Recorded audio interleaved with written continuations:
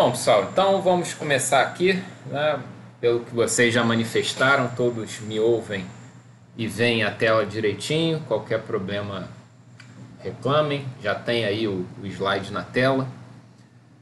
Então, o nosso objetivo nessa aula de número 3, né, é rever e, na verdade, estender alguns conceitos que a gente traz da nossa formação referentes à mecânica clássica, tá? Que a gente vai precisar de algumas coisinhas, principalmente quando a gente for trabalhar com os métodos computacionais, com as aplicações computacionais de termodinâmica e estatística, né? Os programas, os códigos e tal vão requerer alguns conhecimentos para a gente entender exatamente o que está sendo feito e não ficar tão refém assim de um software. Bom,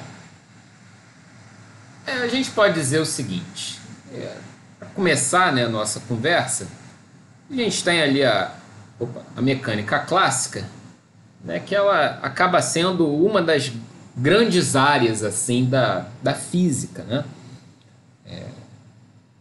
Então a gente tem a mecânica quântica, mecânica clássica, eletromagnetismo e tal, são áreas, né, grandes áreas que compõem ali a física. E a gente tem também a mecânica estatística sendo uma delas. Tanto que muitas vezes nos cursos avançados de física você tem essas 4 áreas compondo ali a formação básica, tá? Mas mais importante do que isso é a gente saber que a mecânica clássica ela vai ser a base da dinâmica molecular, que é um dos métodos que a gente vai usar, nesse curso, tá? A dinâmica molecular, uma ferramenta super versátil para a gente explorar, né, esse ferramental da termodinâmica estatística. E isso a gente vê, né, esse fundamento da mecânica clássica no método da dinâmica molecular em trabalhos assim originais, de trabalhos seminais dessa técnica computacional, né, de Alder e Van Wright, 1959, né, quando esse método foi apresentado pela primeira vez, e um trabalho importante ali de Raman, de 1964, onde ele também apresenta resultados iniciais já interessado no cálculo de propriedades, né? Então são os dois trabalhos que geralmente são referenciados como os trabalhos primeiros ali dessa técnica que a gente vai aprender, inclusive a extrair resultados, que é a dinâmica molecular. Bom, nesse sentido, quando a gente fala em mecânica clássica, para a gente o óbvio é mecânica clássica se traduzir na sua formulação mais amplamente conhecida, que é a abordagem newtoniana. É o que a gente aprende em geral nos cursos de física, no curso básico, é o que a gente aprende no ensino médio, né, e traz para o nível superior. E se você não tiver uma disciplina avançada de mecânica clássica, você para por aí, você consegue ser engenheiro vendo só essa abordagem newtoniana. Porém, existem outras abordagens que para a gente vão começar a fazer sentido agora. O pessoal da engenharia mecânica aprende essas outras abordagens porque elas vão ser úteis para alguns problemas deles. Mas as outras engenharias, em geral, não vêm, né? Então, a gente está aqui no ambiente de uma engenharia química, né? Então, se ninguém viu as outras abordagens que não a newtoniana, não precisa se sentir desmerecido, a gente vai dar uma olhadinha nisso agora, porque a gente vai precisar usar pelo menos algumas ideias ali fundamentais para as nossas formulações. Que outras formulações a gente tem?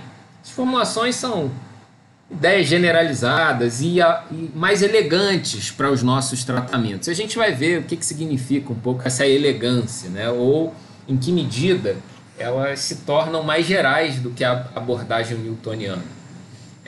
Para a gente se organizar em termos da nossa agenda, então nesse encontro de hoje e no da próxima semana, da terça-feira, a gente vai trabalhar essa ideia aí da mecânica clássica e suas abordagens.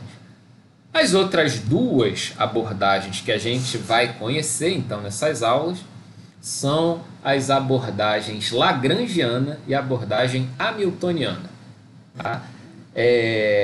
Vocês já devem ter ouvido falar do Lagrange diversas vezes, por conta lá da matemática, e de hamiltonianos, né? Talvez você tenha ouvido falar, se você fez um curso de química quântica, de mecânica quântica, isso acaba sendo uma linguagem comum, determinar o hamiltoniano do sistema e tal. O hamiltoniano está associado ao cálculo de energias, né? Você traz algum desse linguajar na sua bagagem.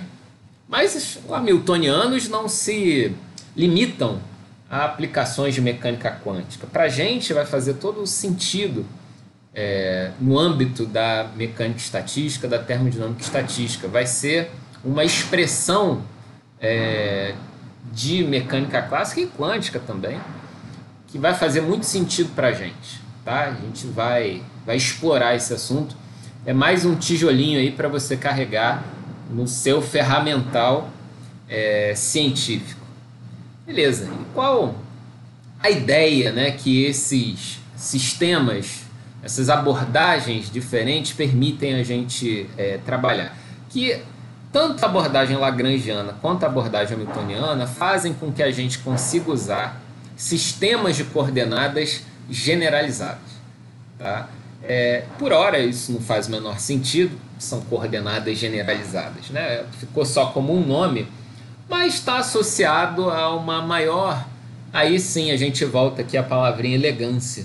A maior elegância quando a gente estiver lidando ali com coordenadas, ou sistemas de coordenadas, que são outros diferentes do sistema cartesiano, né? O tradicional ali x, y, z.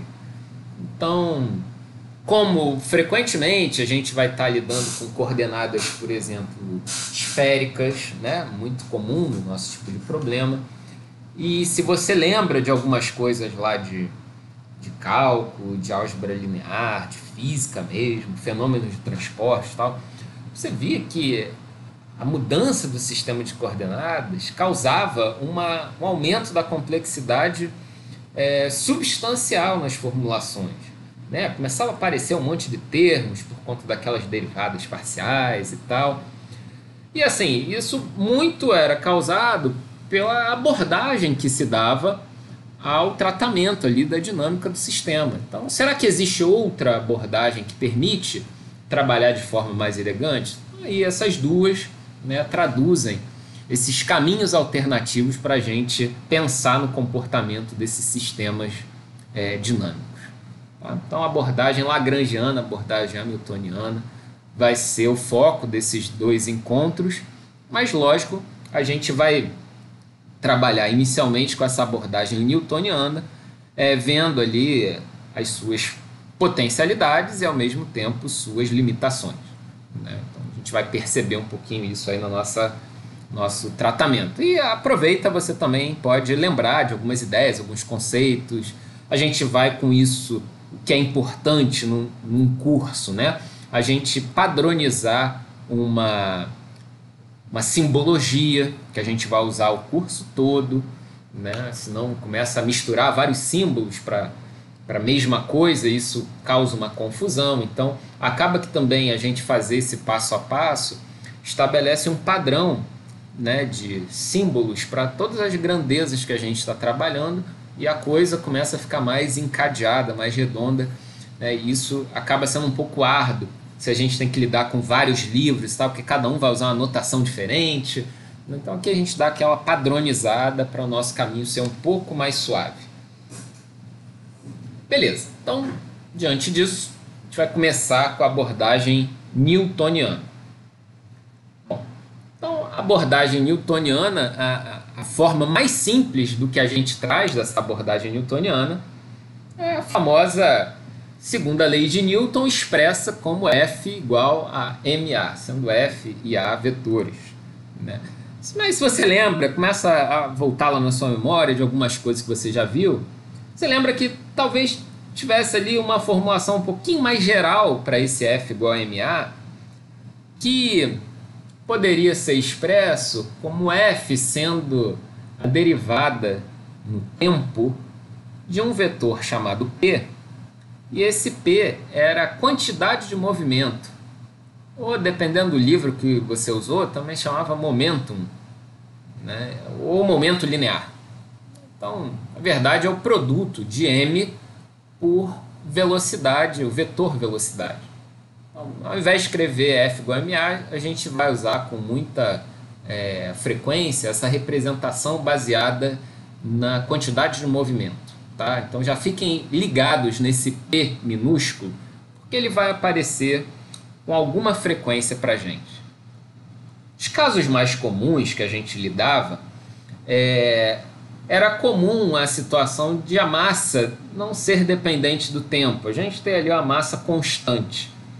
Nesse caso, o que acontecia? Né? Se a gente pegasse aqui esse dp/dt e fosse traduzindo os termos e quebrando, analisando o que está acontecendo, a gente chegaria nessa situação do dp/dt igual a ma. Mas se a massa for variável no tempo, a gente teria um termo acessório relacionado ali à derivada da massa no tempo.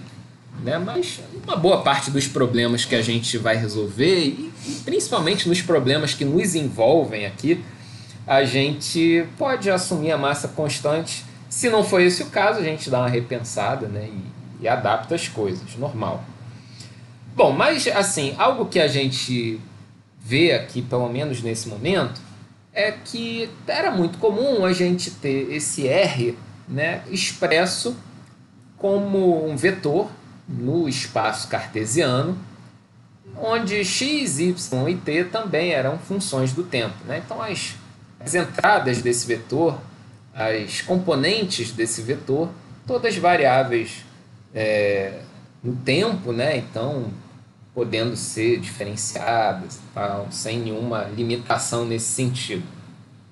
Uma grande questão que envolvia essa formulação é que, no caso, né, de f ser também a força, né, uma função de x, y e z, essa relação aqui de cima, né, o nosso f igual a dp/dt, está ali no quadrado vermelho, isso fazia com que aparecesse para a gente uma equação diferencial de segunda ordem que nos permitia resolver x, y e z no tempo, conhecidas algumas condições iniciais.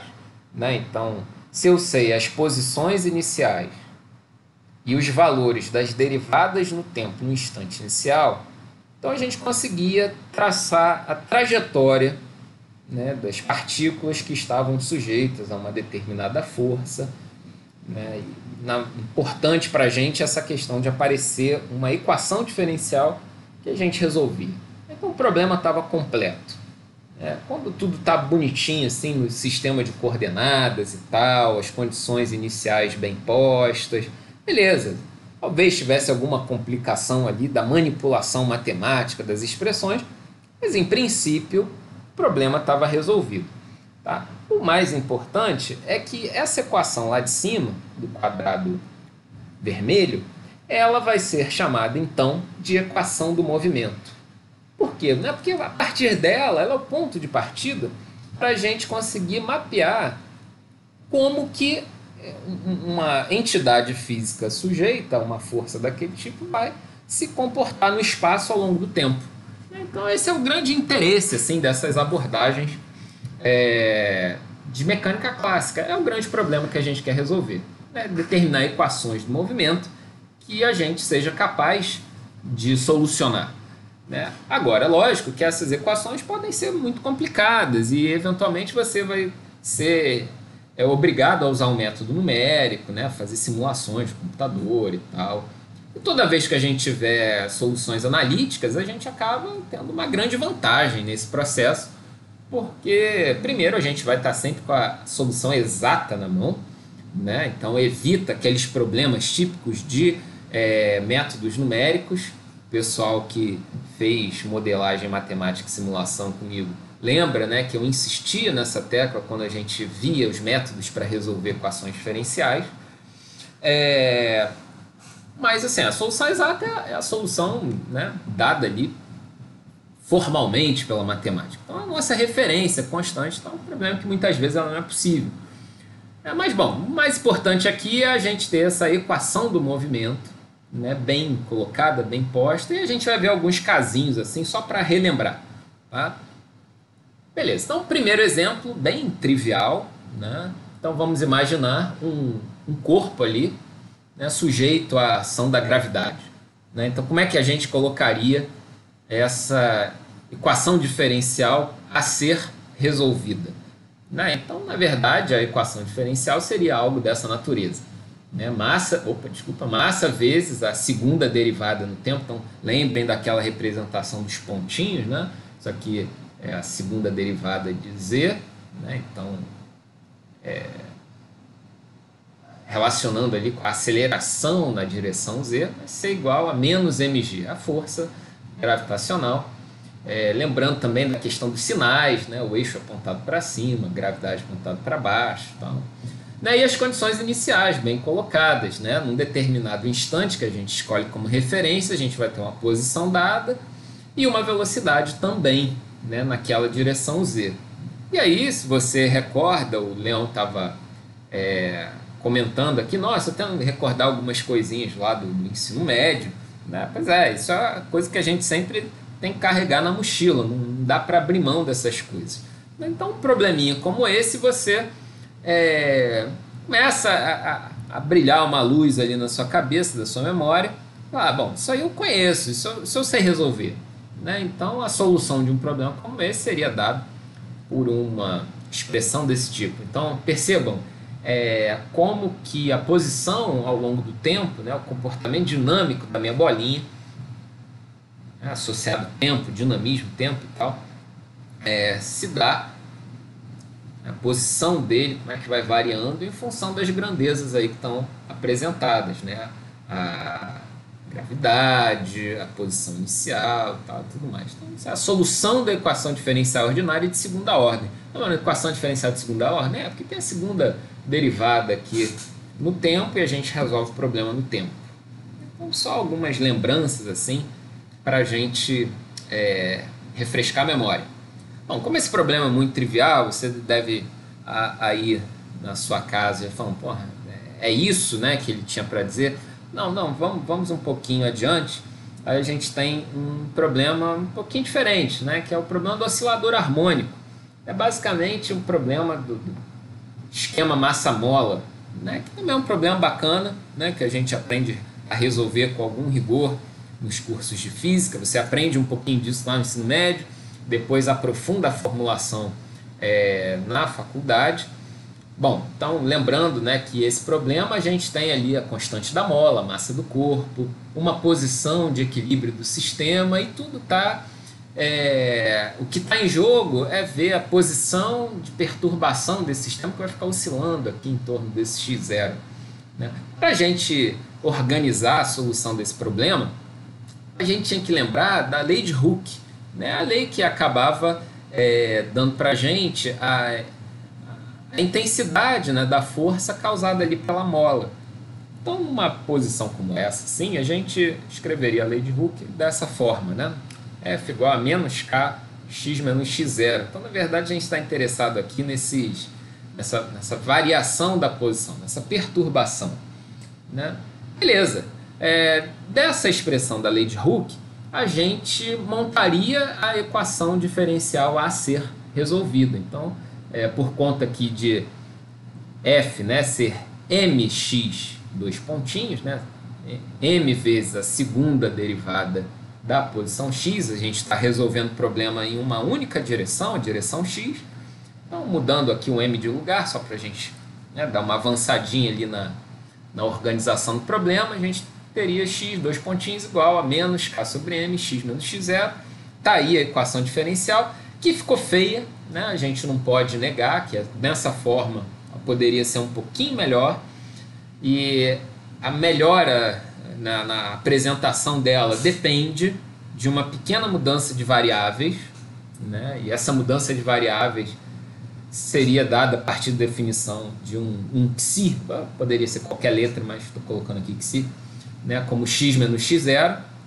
Aí você lembra, bom, para fazer uma mudança de variáveis, nos termos de derivada, eu tenho que também ver como é que isso ia se comportar direitinho e tal. Então, como esse x0 é constante, então a segunda derivada vai ser igual à segunda derivada do x, né? Então, isso faz com que apareça para a gente esse problema a ser resolvido, que é mais simpático, né? Assim, não tenho problema nenhum em dizer isso nesse momento, mas também só para, lembrando, se você gosta, né, desses termos e tal, o que a gente ganhou com essa mudança de variáveis?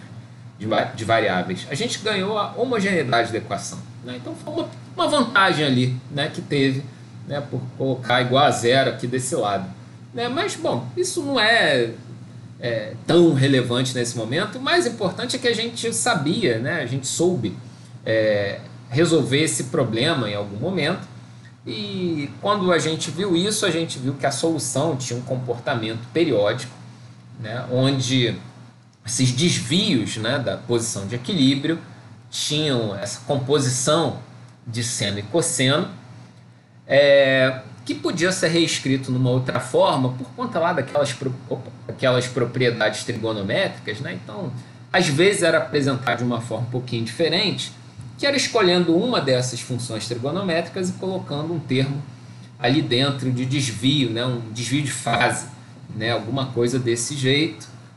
E aí, bom, tem esse ômega minúsculo aí, né?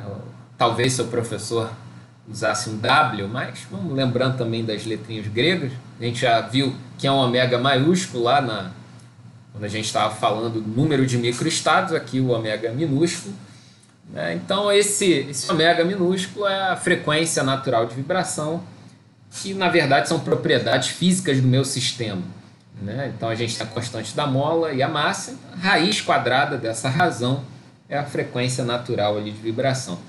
O problema foi resolvido, né, pela mecânica clássica, no sistema de coordenadas cartesianos. A gente resolveu aí o probleminha usando a abordagem newtoniana sem grandes dificuldades. Beleza, né? Isso a gente domina já há algum tempo. Bom, mas aí a gente pode ir para um problema um pouquinho diferente, que é o problema de um movimento bidimensional. A gente pensando agora em duas direções e isso começar a ser importante ali para a gente. Bom, misturando, né, a gente primeiro pegou o caso ali de uma ação gravitacional, agora um problema de mola, agora uma atração coulombica, né, forças elétricas também, porque esses modelos de forças são importantes para a gente. Daqui a pouco a gente vai começar a usar essas coisas, né? Eles modelam atrações de coisas carregadas eletricamente. Se a gente pensa para o lado da química, né, a gente tem sistemas, no mínimo, com cargas parciais, ou então cargas bem definidas, né, pensando em íons no espaço, ou então problemas relacionados com dipolos induzidos, dipolos permanentes. Né, isso tudo aparece, né, nos nossos interesses quando a gente quer definir, em última instância, o movimento desses sistemas que a gente está interessado em descrever. Né? Lembra o nome da técnica, né, que eu falei? Dinâmica molecular. Ou seja, eu vou querer descrever como é que as moléculas, em última instância, se movimentam. Né? Então, são essas forças, em alguma medida, que vão atuar ali no sistema e tal, que a gente vai usar para representar esse movimento das partículas. Né? Então, vamos imaginar que agora a gente tenha duas partículas ali interagindo e uma delas está fixa, né? Mas a gente tem ali a questão de uma atração de Coulomb. E se você também tira lá do seu chapéu essas formulações, você vai lembrar que essa força de atração coulombica ou elétrica, né, poderia ser expressa dessa forma, né, uma forma vetorial. Talvez você se traz apenas o conteúdo lá do ensino médio, você ia pensar ali naquele denominador sendo R2, né?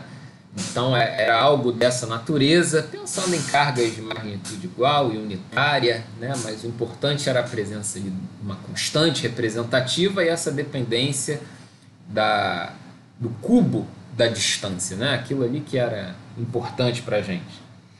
Bom, ou como eu falei, a outra representação usando aquele versorzinho, né? O R, né? O vetor unitário na direção radial, né? Talvez a gente tivesse mais acostumado a essa representação. Não tem problema nenhum, né? São apenas formas diferentes de escrever a mesma coisa. Bom, a questão que envolve, então, se a gente tinha um problema bidimensional, bom, então, do que a gente conhece, a gente lembra. No sistema cartesiano, a gente dividia, né? Tinha que resolver para x e resolver para y. No caso aqui, das direções que a gente escolheu para resolver. E beleza, então eu preciso montar as equações para uma direção e para outra. Bom, tudo bem, né? Nesse caso, a gente teria a equação do movimento, as equações do movimento expressas, né, na direção x e na direção y, por essas expressões aqui. Né? Agora, né, vejam que é um sistema de equações diferenciais, né? Eu preciso resolver para x e para y, mas está fortemente acoplado, né? Porque tem a dependência ali da variável y no problema de x, da variável x no problema para y e tal. E mais do que isso, né? Esse problema tem uma característica que nos atrapalha grandemente na hora de tratar ele do ponto de vista analítico. Esse problema estabelece um sistema de equações diferenciais não linear. Aí, bom, toda vez que tem não linearidade, a gente fica muito de mãos atadas, porque não é trivial encontrar saídas, malabarismos, acrobacias para desatar o nó das não linearidades. A gente fica um pouco decepcionado e tal, mas se você é aquele cara que gosta de resolver problemas, você ia abrir lá o seu MATLAB da vida e ia resolver isso com uma pé nas costas, né? Mas, ok, a gente idealmente gostaria de ter soluções analíticas, né? Mas ok, é isso. Estão dadas aí as equações do movimento, ou a equação do movimento, propriamente dito, né, que é o sistema, e estabeleceu para a gente um sistema de EDO não linear. Mas você pensa, bom, será que então esse sistema de coordenadas é o mais adequado para lidar com esse tipo de problema, onde eu tenho essas forças com esse tipo de característica? Bom, talvez você lembrando lá do seu arcabouço, né, abrindo seu baú de utilidades, porque nessa hora nem é mais cinto, é um baú de utilidades, você fala, bom, corre o risco de repente a gente poder usar um outro sistema de coordenadas e ver o que rola, né? Sei lá, eu tenho outros sistemas de coordenadas ali disponíveis. Para um problema bidimensional, a gente poderia usar, por exemplo, coordenadas polares, né? E aí eu poderia escrever x e y como r cosseno θ e r seno θ definidos, né? Lógico, mapeados aqui nesse plano cartesiano, né? Como r é a distância a partir do centro e o ângulo, né? Em relação ali ao eixo do x. Bom, é uma possibilidade, né? É um sistema de coordenadas disponível, plenamente disponível para um problema bidimensional. Bom, a questão é o seguinte, ao se fazer isso, a gente teria que pegar essas expressões, né, dessa mudança de variáveis, né, é isso efetivamente que a gente vai estar fazendo, substituir essas expressões na equação do movimento e ver se aparece, né, alguma vantagem nessa manipulação que simplifique a nossa vida, que torne o problema mais viável de ser resolvido. Bom, a gente só vai descobrir fazendo. Se a gente pega então essas definições aqui para a mudança de variáveis e substitui nesse problema, né, então a gente chega nessas expressões, que da forma como elas estão, eu concordo contigo que você deve ter dado nesse momento um pulo da cadeira e falou, poxa, eu troquei 6 por meia dúzia. O que era não linear, pelo menos eu via alguma coisa meio lógica. Assim, aqui é um emaranhado de variáveis e pontinhos, às vezes tem um ponto, às vezes tem dois e tal, coisa multiplicando. Pois é, mas assim, concordo que fica bem esquisito, né? E a primeira linha, o resultado da substituição na análise ali na direção X, e a segunda linha, resultado da aplicação da mudança de variáveis no que a gente tinha construído para a direção Y. Bom, chegou nesse resultado, a aplicação causou isso. Mas aí você talvez se lembre de que num problema como esse, até porque a coisa ficou muito intrincada e às vezes valia a pena a gente pensar, dada a natureza das funções envolvidas, tentar cancelar algumas coisas, né? Fazer algumas combinações mais adequadas, pensando no seguinte, olha só, se eu olho aqui, em cima e embaixo, né, as duas linhas, elas são ao mesmo tempo parecidas, mas com diferenças cruciais. Veja que as expressões dentro do colchete são idênticas, e aqui também, né? Porém, eu tenho sinais trocados e tenho as funções trigonométricas alternadas também. Bom, é assim, se a gente pega esse resultado que a gente obteve e faz aqueles passos malandros, né? Fruto de experiência mesmo. O que a gente pode fazer? Bom, eu multiplico a primeira e a segunda linha de forma conveniente. A questão é conveniência mesmo, tá? É tipo jogo de xadrez, você dá um passo pensando 3 na frente. E ao somar as duas linhas, né, vamos pensar aqui o que vai acontecer. Vai ficar um cosseno ao quadrado, um seno ao quadrado, aqui seno, cosseno, seno, sinal trocado, ou seja, ao somar o resultado dessas operações, eu consigo cancelar alguma coisa, né? E o resultado aqui eu chego dessa soma, fazendo essa manipulação, é uma expressão muito mais simples do que aquelas que a gente teve, mas só que agora está envolvendo essas variáveis ali, R e θ, né? Bom, assim, por hora, será que houve vantagem e tal? Bom, não sei, né? Vamos continuar tentando brincar aí com esses resultados. Fato é que a gente teve essa expressão, foi consequência dessa manipulação. Aí você vê o seguinte, bom, então eu sei que essa expressão aqui vale zero. Foi a consequência dessa simples manipulação que não é absolutamente nenhuma heresia. Eu simplesmente combinei duas linhas. Bom, agora então, se eu tenho essa relação disponível para mim, eu vou fazer o seguinte, vou pegar essa expressão e substituir em alguma das expressões anteriores. Você escolhe, tá? Escolhe a que você quiser, beleza? Pega essa expressão e joga em alguma dessas linhas aqui de cima. Nesse caso, o que vai aparecer então para a gente? Bom, o que vai sobrar para a gente, né, já que a gente vai matar um termo, vai igualar a zero e tal, tudo mais. Bom, o que vai sobrar para a gente vai ser esse termo aqui. Bom, esse termo, ele precisa ser analisado com carinho.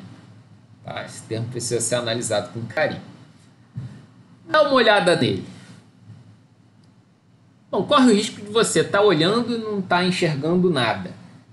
Tem dessas coisas, tá? Porque não são formulações lá tão óbvias assim. Muitas vezes a gente precisa ser conduzido nessa análise, tá? Mas se você me deixar um pouquinho de maldade ao olhar essa expressão, você veria o seguinte, que essa expressão aqui que o nosso emoji está olhando, né, ela na verdade, não é que eu simplesmente copiei ela aqui de volta, na verdade ela nada mais é do que isso daqui.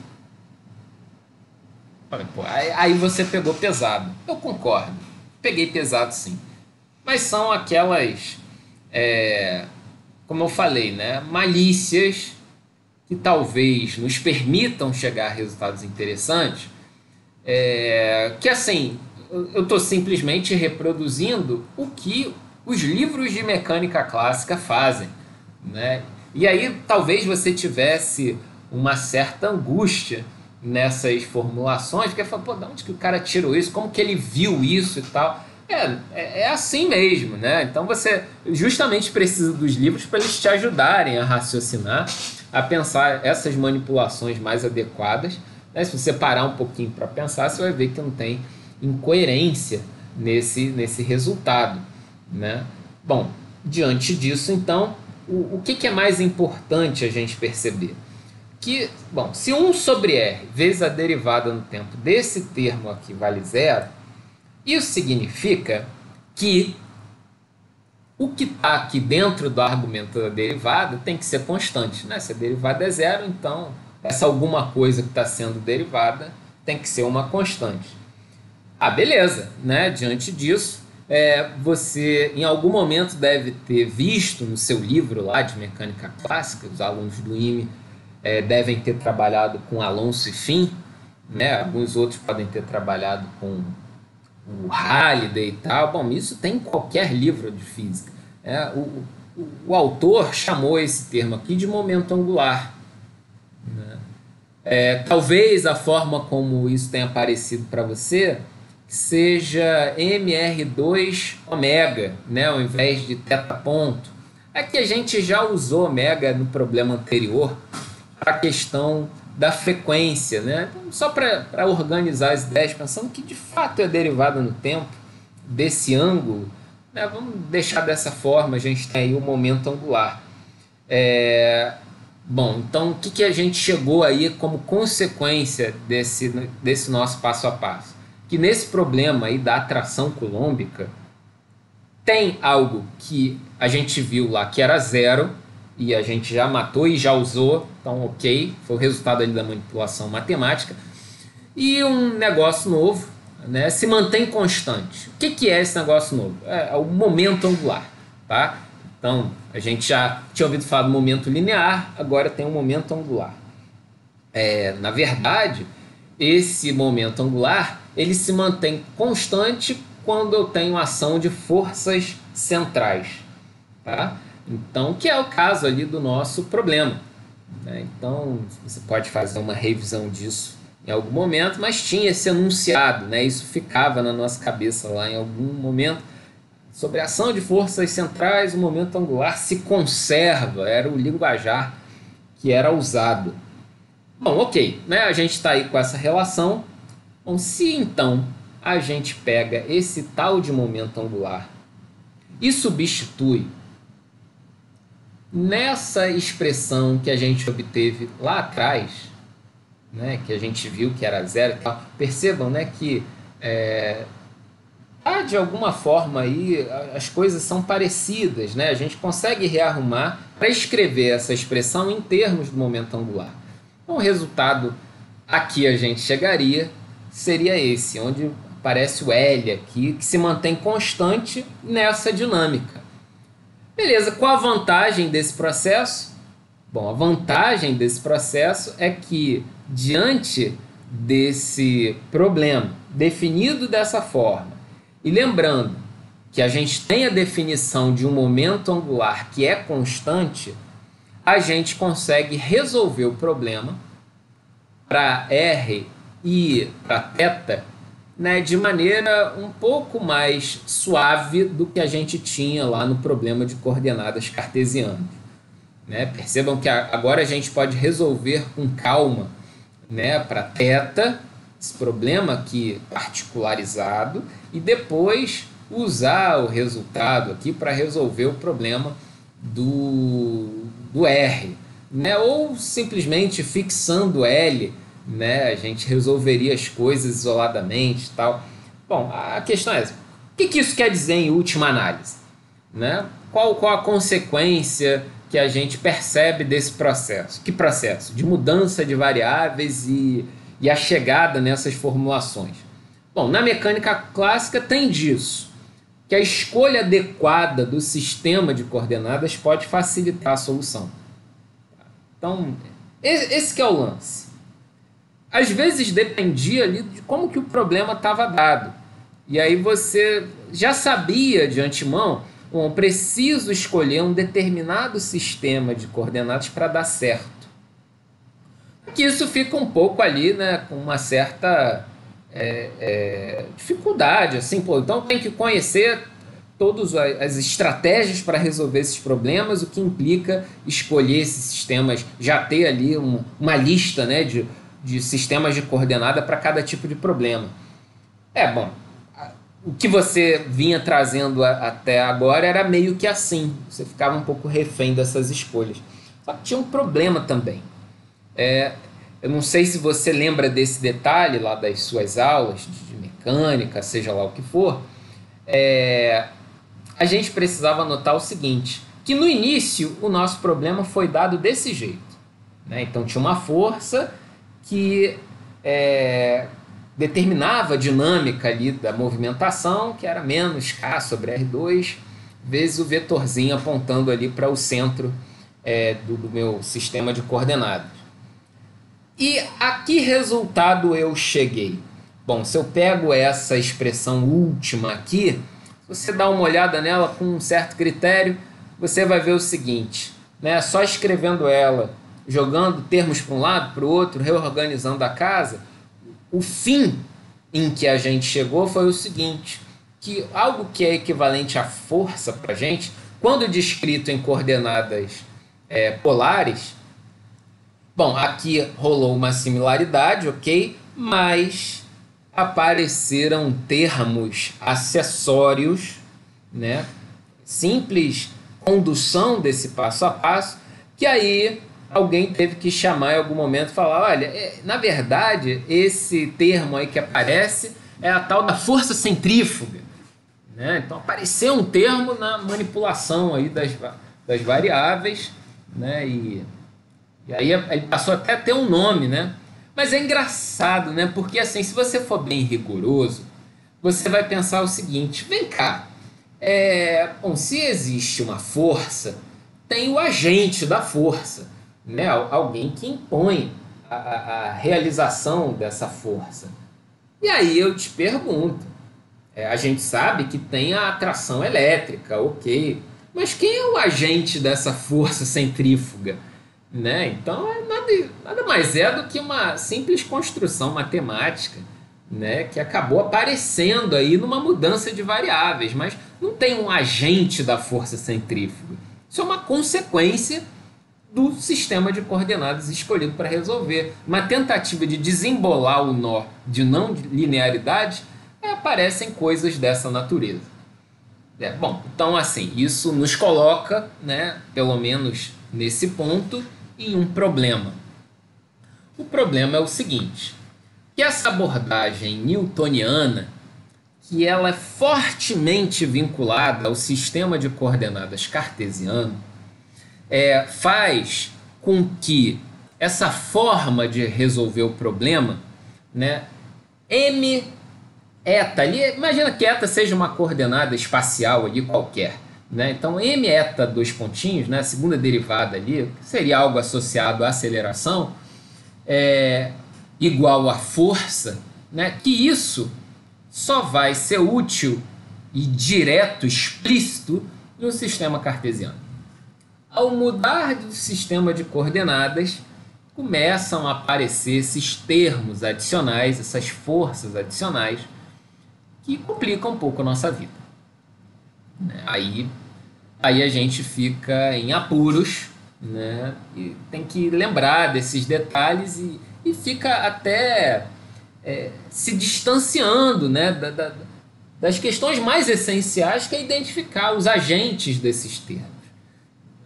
Dá uma responsabilidade para cada um deles quando a gente está resolvendo um problema. Dá um sentido físico. Você chamar ele força centrífuga. É meio que uma explicação, mas a coisa fica um pouco patinando, né, dentro da nossa abordagem.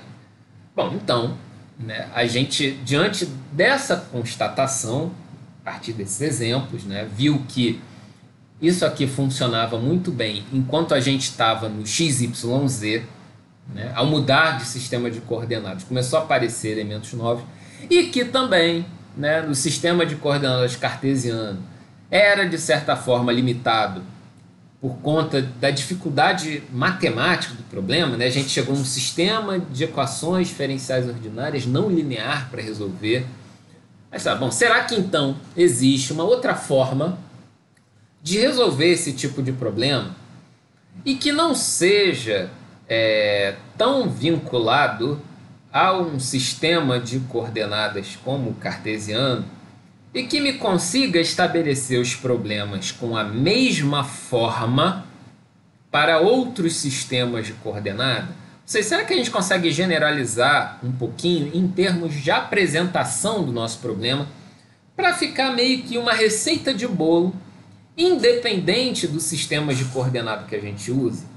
Bom, é nesse ponto, diante desse problema, nessa situação, que se coloca para a gente a tal da abordagem lagrangiana para resolver esses probleminhas aí de mecânica clássica.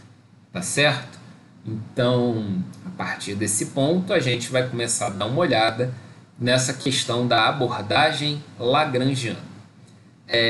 Só para acompanhar e ver se está todo mundo vivo aí, pergunto se tem alguma dúvida, alguma questão, alguma colocação que vocês gostariam de apresentar nesse momento. Agora é a hora, né, já que a gente vai mudar um pouquinho ali o assunto.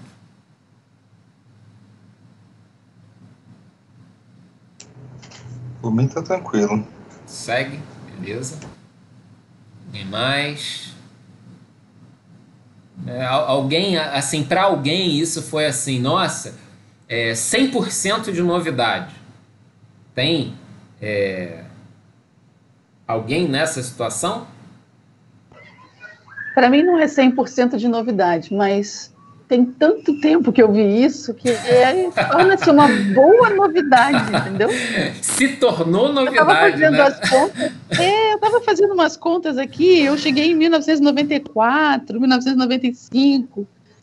Mas... Então, só para te dar uma sacaneadinha, assim, né? Porque obrigada, sabe que isso é inerente né? a mim, né? 94, 95, eu estava ali na quinta série, né? Querido você, né? Bem adorado, amorzinho. Obrigada, Jackson. Mas beleza, é isso, né? Então, 94, o Brasil foi tetracampeão mundial na Copa do Mundo. Isso, aí vai ter gente que vai estar aqui nessa turma que vai dizer que nem nasceu, não tinha nem nascido. Exatamente, também, né? Por exemplo, PH Saraiva, nessa época, talvez, né, nem existia ainda. Né? Então... eu fico bem feliz se ninguém responder, tá, gente? Mas tem dessas coisas, né? Lucas não, Lucas é contemporâneo ali, nascidos em 83, né? Então estamos juntos ali, a galera... 10 anos depois de mim. Galera de 10 anos em 94, né? Então estamos juntos aí. Mas é isso. Bom, então se todos estão vivos até esse momento, a gente pode dar esse passinho além para chegar na abordagem lagrangiana. Não é nada de outro mundo. Só exige que a gente esteja disposto a pensar um pouquinho diferente na forma de abordar esses problemas. O que a gente vai fazer? A gente vai reabordar alguns deles dentro dessa construção que é a construção lagrangiana. Tá? E depois a gente vai ver o que muda para o hamiltoniano e tudo vai ser nesse caminho. Tá? O que nos interessa, botando assim como alvo, né, para a nossa discussão? O que nos interessa é chegar na abordagem hamiltoniana. Tá? Só que fazer uma transição radical do newtoniano para hamiltoniano, aí é como dar uma coice. Né? Então, existe o passo a passo ali até para a gente entender e solidificando nossos fundamentos e tal, saber de onde vieram as coisas. A pós-graduação tem um pouco disso, né? De você retificar e ratificar conceitualmente essas formulações, as coisas irem se encaixando de uma forma um pouco mais robusta e tal. Então, por isso que a gente vai nesse passo a passo, né? E qualquer coisa gritem aí, tá? Só não gritem muito alto, mas gritem, né?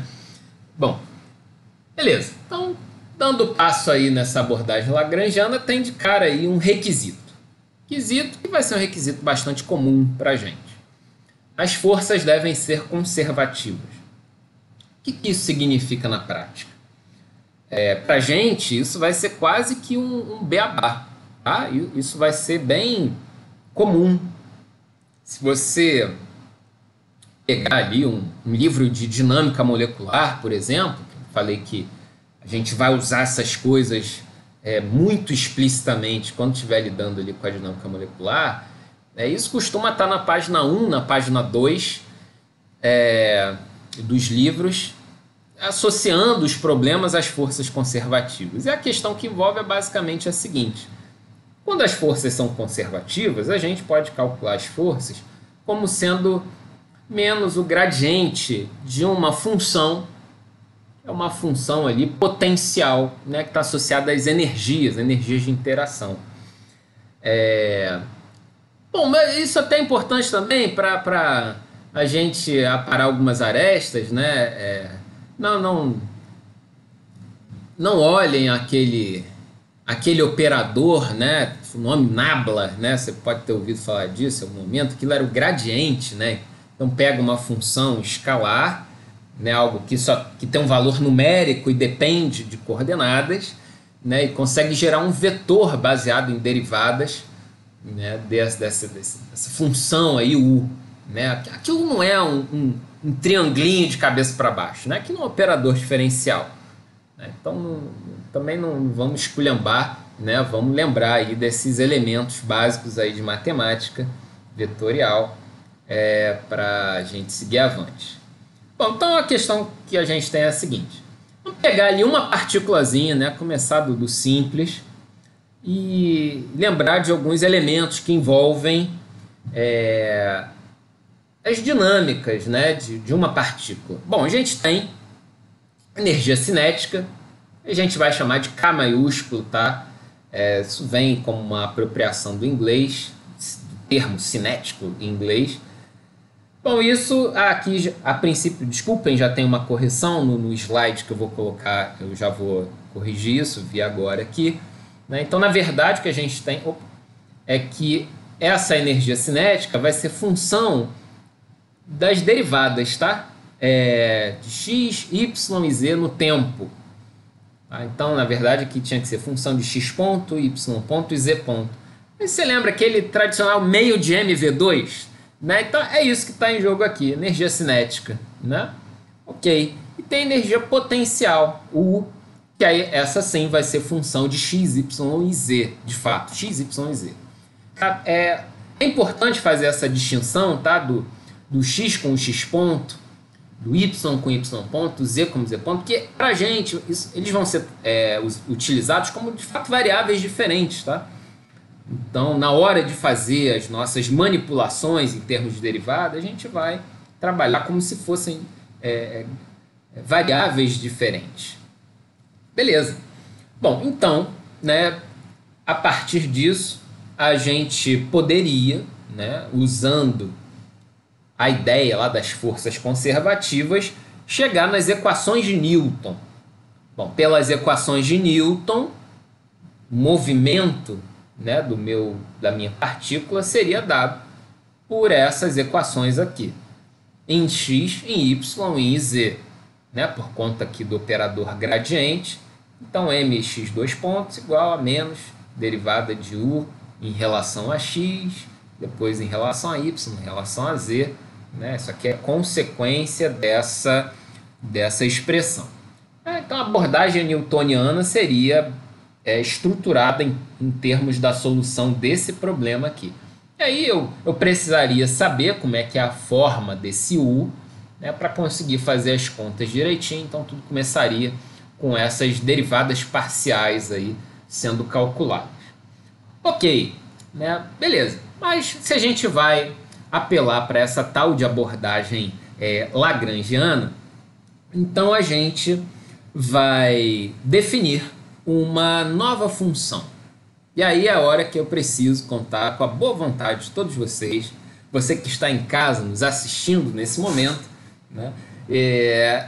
Lembrando que agora é o momento, é um clímax dessa nossa discussão, quando a gente vai colocar ali um cara novo, um elemento que a gente vai começar a usar exaustivamente a partir de agora para ver as potencialidades dele na nossa formulação da mecânica clássica. Tá? Então, quem é essa nova função? Essa função ela vai ser definida, então a definição, tá, dessa nova função, dessa maneira. Tá? Percebam que eu estou usando até aqui o símbolo de definição, né? Então vai ser uma função das coordenadas x, y, z, x ponto, y ponto, z ponto, né? Então vai ser essa combinação de energia cinética menos energia potencial. E o que é interessante, né, é que eu estou usando, por enquanto eu estou usando o sistema de coordenadas cartesiano. Meio que me traindo, né? Porque eu reclamei disso lá atrás. Eu falei, pô, o sistema de coordenadas cartesiano, ele é tão limitado, né, para algum tipo de problema, então, e eu estou insistindo nele aqui, mas guarda essa função que a gente definiu, ela vai se chamar o Lagrangiano do sistema. Lagrangiano do sistema. Consequência dessa definição. Então, a partir dessa definição, eu posso chegar em novas expressões. Que expressões são essas? Bom, a primeira delas é a seguinte, que a derivada desse L bonito aqui, em relação a x ponto, vai ser, por conta da dependência funcional, igual a derivada de k em relação a x ponto, né? Porque só esse cara depende do x ponto, que vai ser o mx ponto. Tá?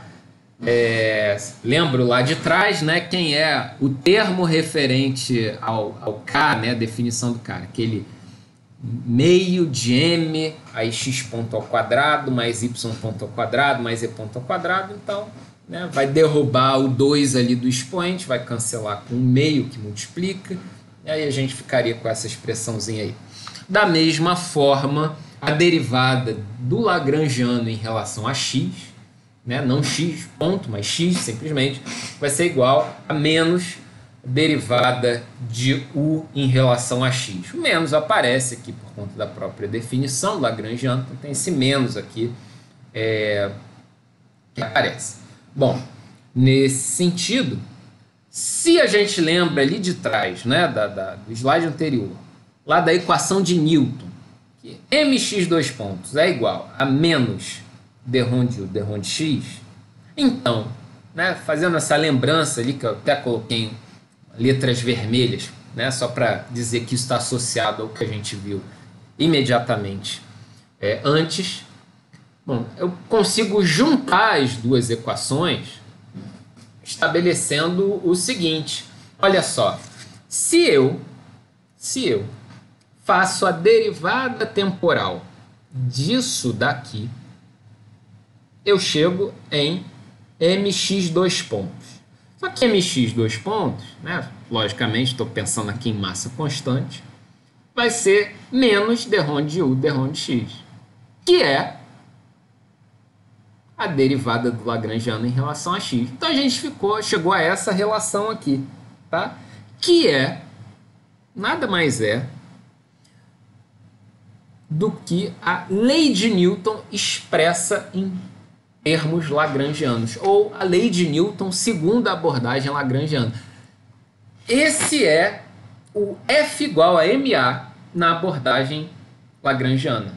Aí eu falo, poxa, Jacques, né, nesse sentido você não me apresenta vantagem alguma, né? O que antes era uma relação muito direta, simples, né? No máximo eu falei ali que tinha F igual a dp dt, agora você vem com derivada no tempo, derivada no espaço, tudo misturado e tal, mas tenham fé, isso vai trazer vantagens para a gente, e a vantagem vem agora, tá? Porque o que permite a gente usar esse Lagrangiano de forma tão robusta dentro da nossa construção aí, dessa mecânica clássica, é a tal da equação de Euler-Lagrange. Lá vem ele, Euler, né, que vocês tanto comentam, tão afeto a nós. Euler e Lagrange juntos numa equação, né? Então, a equação de Euler-Lagrange que se estabelece da seguinte forma. Equação de Euler-Lagrange. Vamos por parte, tá? É uma equação muito parecida com a anterior, tá? Muito parecida com a anterior. Só que ao invés de usar o x aqui, eu estou usando esse QJ, né? O que isso representa? Isso aqui é uma espécie de coordenada genérica, tá? Ou uma coordenada qualquer para o meu sistema e onde eu estou resolvendo o problema de mecânica clássica. O que isso quer dizer, com mais força? Que o problema da mecânica clássica a partir da equação de Euler-Lagrange se dá sempre dessa forma. Ah, ok, beleza. Então, essa equação vai ser um gerador de equações de movimento para qualquer sistema de coordenadas. Então, na abordagem lagrangiana, as equações do movimento vão ter sempre a mesma forma, e essa forma vai ser dada pela equação de Euler-Lagrange, que vale para qualquer sistema de coordenadas. Bom, beleza, né? Isso já nos deu uma certa generalidade aí para a abordagem da mecânica clássica. O que mudou então em termos de formulação para a gente? Que a abordagem newtoniana era muito estruturada em termos das forças que atuam no sistema. E agora a abordagem lagrangiana ela se dá com base na energia do sistema. Pensa que eu tenho ali a energia cinética e a energia potencial, a energia de interação poderia ser, né? Então toda a construção foi feita em cima disso. O nosso L estilizado aqui representa aquela combinação K menos U, né? Energia cinética menos energia potencial. Beleza, né? Se a gente guarda essa formulação desse gerador de equações de movimento, agora a gente pode começar a fazer algumas aplicações dessa formulação. Bom, então o que a gente vai fazer? A gente vai voltar no nosso probleminha lá do oscilador harmônico, idêntico ao segundo exemplo que a gente fez, tá? Então, vamos pegar aí esse problema e tratá-lo segundo a abordagem de Lagrange. Ok, o que a gente precisa fazer? Bom, na abordagem de Lagrange eu preciso definir a energia cinética e a energia potencial. Vamos lembrar aqui das coisas, então a energia potencial vai ser dada ali por meio de K vezes o quadrado do desvio em relação à posição de equilíbrio. Vamos até associar aqui algumas coisas rapidinho, aqui na boca miúda você vai lembrar que isso aqui tem bastante relação lá com aquele F igual a menos gradiente de U, né? Então, se a gente integra lá a força, a lei de Hooke, né, a gente chega numa expressão como essa. Então as coisas estão razoáveis aí dentro do nosso problema, a gente está diante de forças conservativas. E se você faz aquela mudança de variáveis esperta que a gente já fez anteriormente, a gente chega na expressão dessa energia potencial em termos do Psi, né, dessa forma. Ficou, convenhamos, bastante simpático, né? Não tem nenhum estranhamento ali, porque ficou uma forma bastante simples para a gente lidar. Ok, então agora já defini a energia potencial, devemos definir a energia cinética. Beleza, energia cinética, meio de M, aí V2, né? Mas para a gente, olhando ali, o nosso problema é unidimensional, a gente está resolvendo o x, então vai ser x ponto ao quadrado. Por conta daquela mudança de variáveis lá, né, do x para o psi, a gente também pode escrever que a energia cinética em termos de psi ponto vai ser meio de m psi ponto ao quadrado, né? Psi está associado ali à velocidade, psi ponto está associado à velocidade, né? Então, beleza. Nesse sentido, a gente consegue com trivialidade definir o lagrangiano do meu sistema oscilador harmônico. Quem é o lagrangiano? Energia cinética menos energia potencial. Tá? Então, tá aqui, energia cinética menos energia potencial. Está dado o meu lagrangiano. O que a gente tem agora? Bom, se a gente tem lagrangiano do meu problema, do meu sistema, a gente pode escrever as equações do movimento. né? Então, vejam que, inclusive, a própria formulação é muito direta, né? Pensa assim, a gente vai ter que calcular derivadas dessa expressão. E aqui, nesse caso, pelo menos, né, a gente tem derivadas de coisas da forma... de termos polinomiais, né? Então, é muito, muito simples, né? Não vai causar nenhum tipo de constrangimento, assim, em nós, né? Mas, bom, então é isso. A gente tem em mãos aí o Lagrangiano. Vamos às equações do movimento, né? Então, deixar ele separadinho ali para a gente lembrar. Então, a equação do movimento. Primeiro, a gente pega o Lagrangiano e deriva em relação ao xiponto. Fruto dessa derivação, a gente vai chegar em m xiponto, simplesmente, né? E derivando o Lagrangiano em relação a xi, né? Olhando aqui, a gente vai ver que é menos kxi, né? Beleza, né? Da primeira ali de cima, então a gente pega a derivada em relação ao tempo desse pacote, vai gerar para a gente o m xi 2 pontos, né? Então simplesmente peguei esse pacote aqui e derivei em relação ao tempo. E agora, como a gente fez lá atrás, a gente vai juntar tudo, né? Tanto essa que a gente acabou de obter, como ali a derivada em relação a xi, né? A gente vai juntar tudo numa só, que vai ser essa expressão. Então, né? Então é esse termo daqui, né? Vai ser igual a esse, né? Que vai estar associado a esse daqui. Então, a gente construiu uma equação do movimento na forma da equação de Euler-Lagrange, e aí, bom, consequência, né? Substituindo os termos, a gente vai ficar com mxi 2 pontos igual a menos kxi, né? Ou, de outra forma, né? Mxi 2 pontos mais kxi igual a zero. Você pode estar um pouco chateado, assim, falou, pô, dá uma volta, né? Teve que definir essa função nova e tal, e com isso, para chegar numa EDOzinha ali de segunda ordem, que já estava dada para a gente há bastante tempo.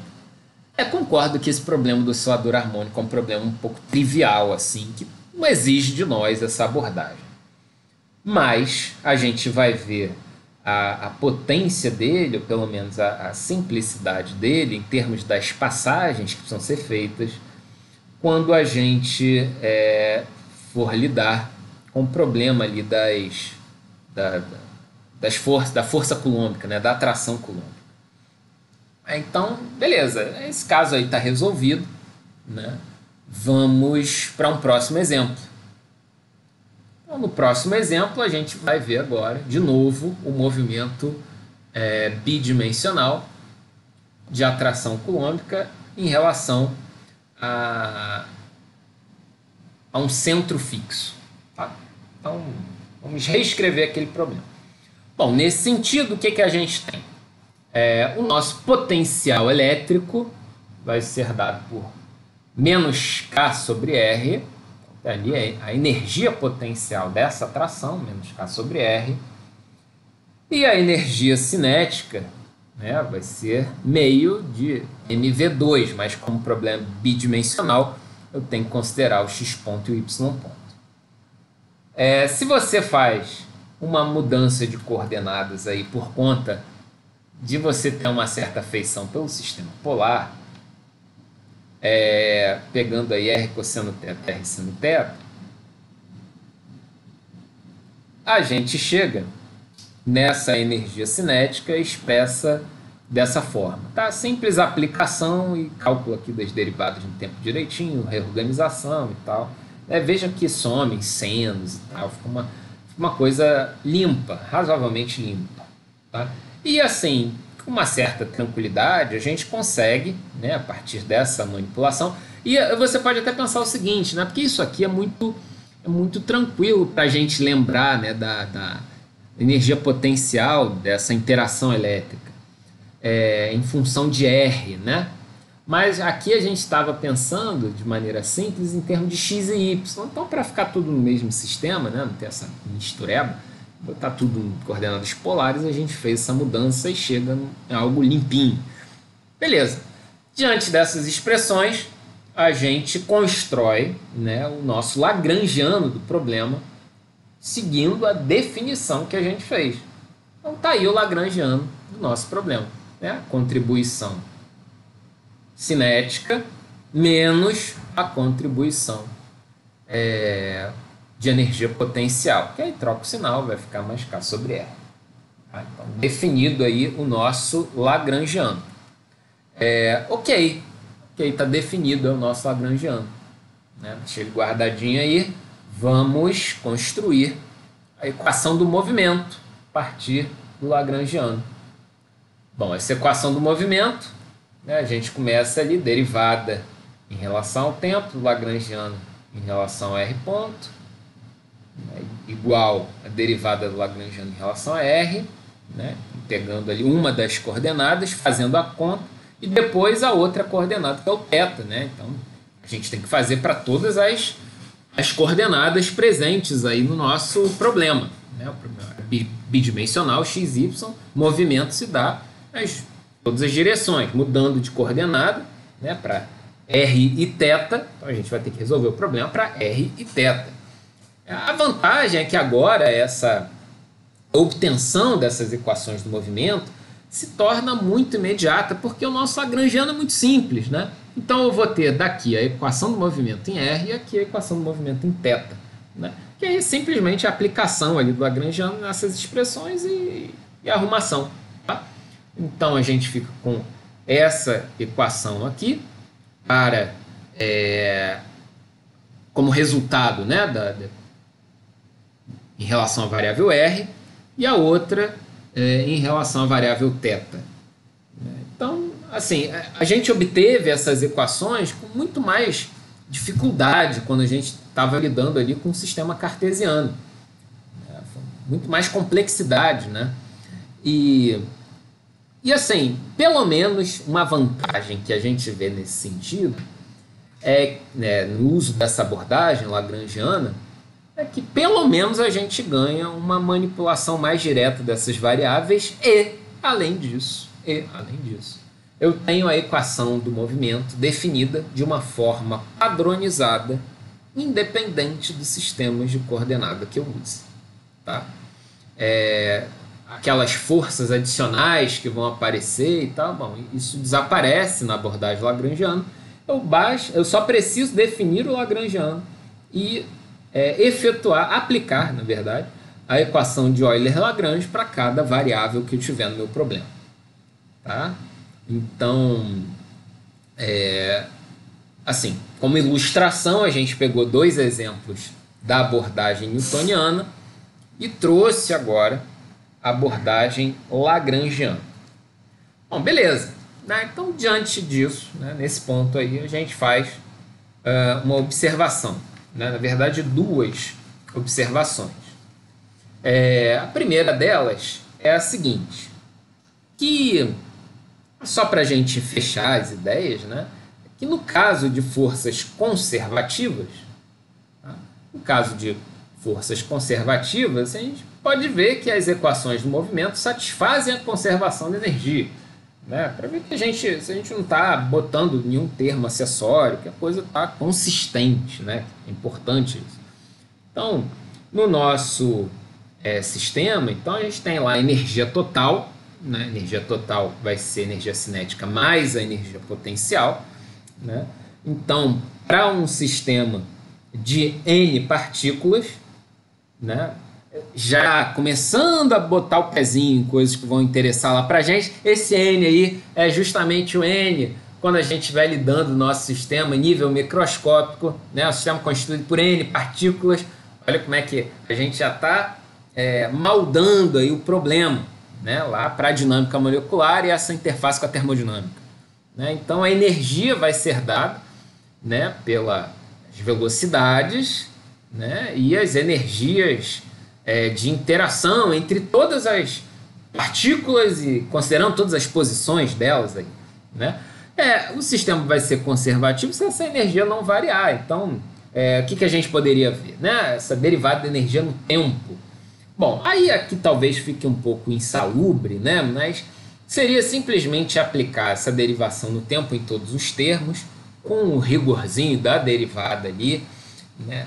Bom, e a gente veria o seguinte, que ao aplicar a derivada no tempo, nesse pacote, a gente chegaria nessa expressão, ok, que poderia ser reescrito, né, sem grandes dificuldades. Convém que você faça essas passagens aí nesse caderno, que eu sei que está aí na sua frente, você está anotando, ou naquele papel cinza do pão que alguém comprou para você e você vai lanchar daqui a pouco, né?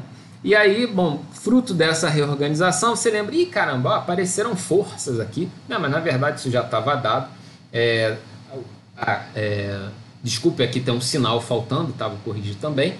Então isso daqui é menos a força, né? Então, obviamente vai ser menos MIRI ao quadrado. Os I's são as N partículas que a gente tem no nosso sistema. Isso aqui vai zerar. Então vai ser o somatório de um produto de R com zero e, obviamente, isso vai ser zero. Tá? Então a energia se conserva. Tá? Bom, e a outra observação é a seguinte, uma observação, de certa forma, simples também, né? Já interessado em algo que a gente vai ter que trabalhar lá na frente, que se para uma partícula, tá? Se para uma partículazinha, a expressão geral dada lá pela equação de Euler-Lagrange tem essa forma, e considerando que a gente vai resolver o nosso problema no sistema tridimensional, né, não vai nos interessar apenas os sistemas bidimensionais ou unidimensionais, antes pelo contrário, a gente vai estar interessado em sistemas tridimensionais, que são os sistemas que a gente tem na nossa frente, né? Sistemas reais são tridimensionais.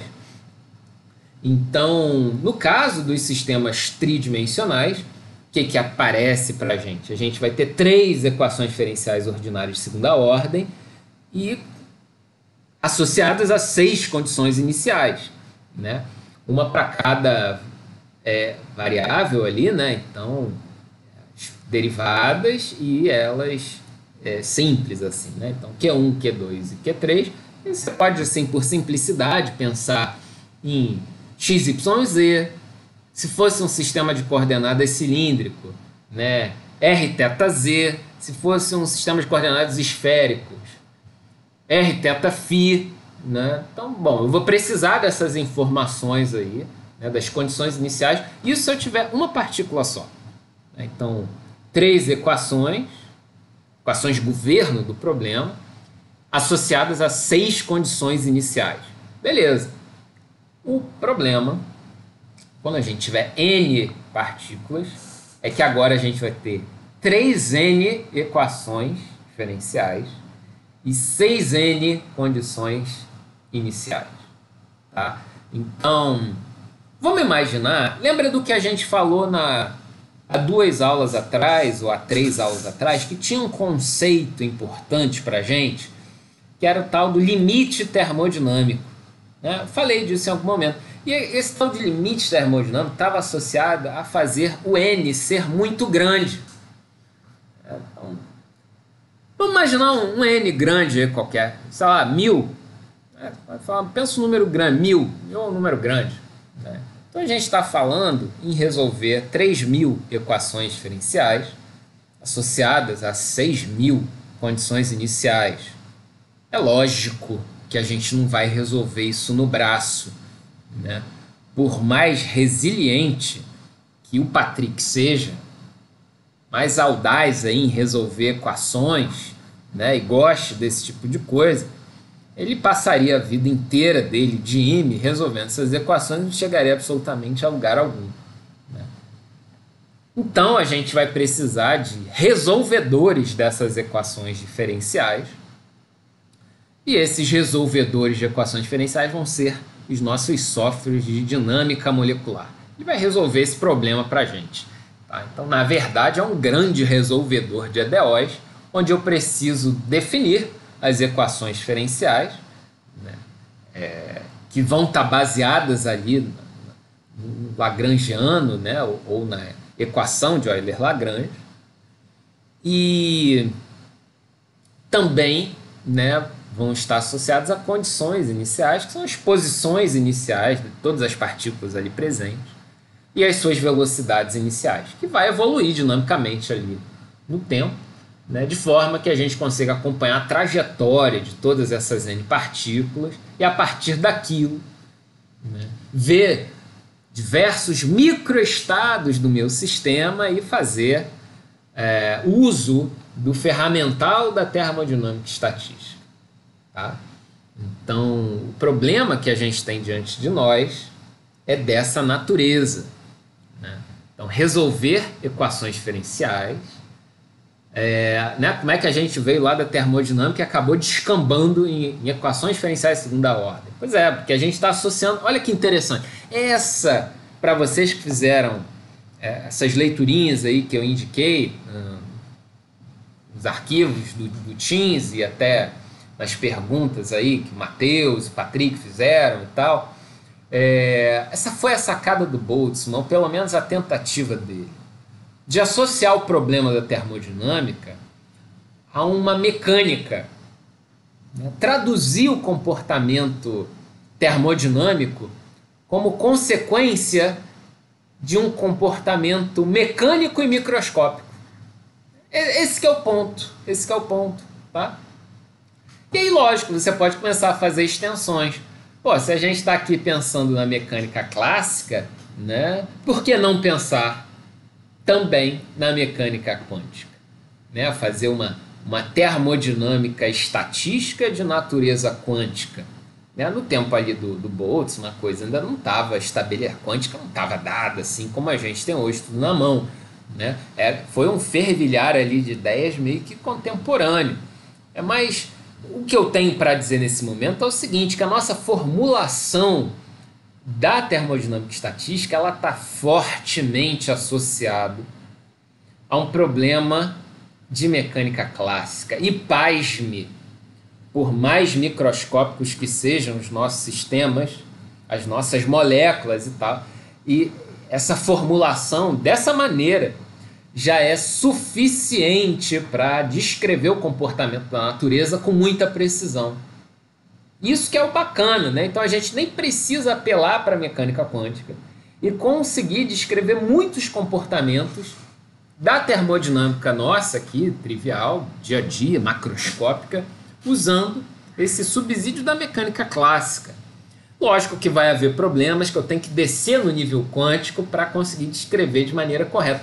E isso acaba ficando um pouco deslocado do nosso interesse nesse momento, né? Pensando que a gente está num curso de engenharia química, ou pelo menos um ambiente de engenharia química com essas interfaces com a química, né? O nosso interesse é calcular propriedades termodinâmicas, né? Mas é óbvio que a gente poderia fazer uma puxada disso e construir uma termodinâmica dos sistemas quânticos. Né? Os físicos adoram esse tipo de problema, né? E até o Lucas deu uma palhinha, né? Lá acho que nosso primeiro encontro, aula 0, né? Falando de bósons e tal, né? São partículas, né? Que vão ser descritas em termos de uma termodinâmica própria, com comportamentos próprios que vão ser observados experimentalmente, né? E que a gente associa as duas coisas, né? A quântica e a termodinâmica estatística. Tá? Bom, já estamos aí na nossa hora, né? O que a gente vai fazer então no nosso próximo encontro, né? Que já estarei transbordando de saudades de vocês até a nossa próxima terça-feira. E a gente vai continuar essa discussão da abordagem lagrangiana na forma de uma revisão, né, para a gente mergulhar na abordagem hamiltoniana. Tá? Então, nesse ponto, assim, a gente encerra essa discussão, ou suspende essa discussão por um momento. Já foram coisas novas o suficiente para vocês saírem da zona de conforto. Vou indicar alguns materiaizinhos ali para vocês lerem e tal, pensarem nessa formulação. Mas por hora a gente fica por aqui. Já está rolando ali no nosso ambiente virtual uma listinha de exercícios referente ao capítulo 1 do nosso curso, ali, a base estatística da termodinâmica. Né? Então já estou vendo o pessoal se movimentar aí para isso. Então, para quem estiver fazendo o curso valendo nota, né, querendo a atribuição dos créditos, do grau, seja lá o que for. Então essas listinhas aí vão ser consideradas, né, para atribuição ali do grau final. Aí geralmente a gente vai trabalhando aí, né, lógico, à medida da complexidade dos assuntos, um prazo assim de uma semana, né, para dar conta aí desses exercícios. É mais lógico que cada caso é um caso, né, tem talvez alguns trabalhos que possam demorar um pouquinho mais, mas em princípio a gente vai trabalhando nessa seara de questões, né? Por enquanto a gente vai seguindo esse caminho. Pergunto então, para encerrar, se vocês têm alguma complementação, alguma dúvida, alguma questão que queiram colocar, né? Que aí a gente encerra a nossa conversa. Fala, Lucas. Só para completar, a parte newtoniana é toda uma descrição vetorial do seu sistema, né? Você precisa sempre indicar os vetores, ou seja, além da coordenada, né, especificar uma direção para a velocidade ou momento, né, o que for. E aí, quando vai para a Lagrangiana, essa parte vetorial é totalmente omitida. Não precisa mais se preocupar com toda essa questão vetorial e vai tudo em função dos potenciais, dos diferentes tipos de potenciais que vão descrever esse sistema. E aí outra coisa importante também é as coordenadas generalizadas, né? Que até mesmo no momento que você fez ali, pode não parecer, mas naquele momento que você fez o bloquinho lá preso a uma massa, aquele bloquinho seria descrito como um sistema de coordenadas x, y, z. Só que na hora que você alinha ele ali, para que o movimento dele seja na direção da mola, né, da compressão ou extensão da mola, você acaba gerando uma coordenada generalizada de compressão ou extensão da mola para resolver esses problemas. Isso aí, perfeito. Excelente, né? Então, verdade, a gente, como o Lucas bem disse, essas abordagens escalares, né, na hora de descrever a equação do movimento vão ser essenciais aí para nossa evolução aí nessas construções. Muito bem lembrado. Valeu aí pela lembrança. Mais alguém quer comentar alguma coisa, alguma dúvida?